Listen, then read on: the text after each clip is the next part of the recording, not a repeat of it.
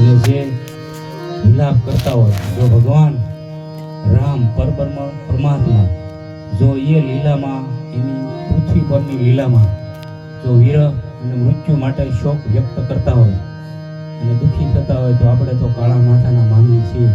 એટલે આપણું સ્વજન જાય એટલે આપણને રવું આવે. આપણે ગમે એટલા આપણે એના બાળકોને કે એના ફેમિલીને આપણે કહેતા હોય કે આપણે કઠણ જો ભગવાનનું નામ લઈએ, પણ આ એક પ્રસંગ કવિએ એવો કીધો છે કે ભગવાન લક્ષ્મણજી જ્યારે મૂર્છિત થઈ જાય ત્યારે ભગવાન રામ પણ રુદન કરતા હોય અને આખું લશ્કર જે હાવ નબળું પડી જતું હોય ત્યારે